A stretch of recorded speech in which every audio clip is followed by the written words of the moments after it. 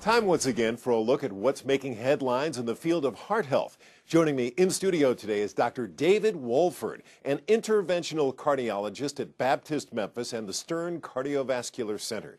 Dr. Wolford has been active in their quality initiative programs and chairs the Door to Balloon Committee. Dr. Wolford, welcome to Smart Medicine's Heart of the Matter. Thank you, Jim. Great to have you here with us. Now, please explain the Door to Balloon Committee. All right. Well, the Door to Balloon Committee was established in 2004 in response to a health initiative that was undertaken by the Medicare. And what they wanted is a door to balloon time of less than 90 minutes. So we got together in 2004 and formed a committee. We realized at that point that there was a lot of opportunity for improvement.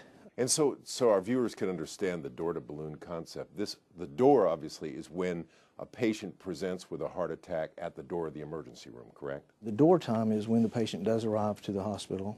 We time that, and the balloon time is after the patient has been assessed with a rapid diagnosis, early treatment, and taken to the cardiac catheterization suite.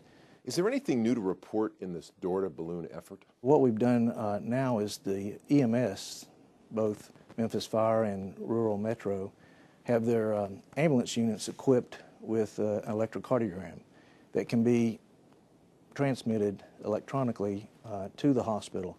So we're aware before the patient arrives at the hospital that a heart attack victim is on their way.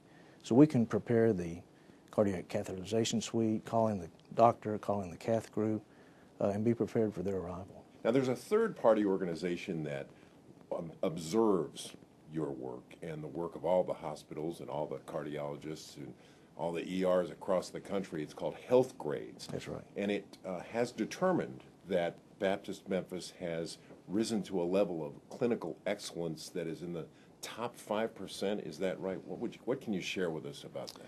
That's right. It's top 5% in the nation. What they do is all the data that we have to submit to Medicare. This is a third party that takes that data and analyzes it and compares the hospitals against other hospitals in the region and nation. What else can be done to improve care for people who suffer heart attacks?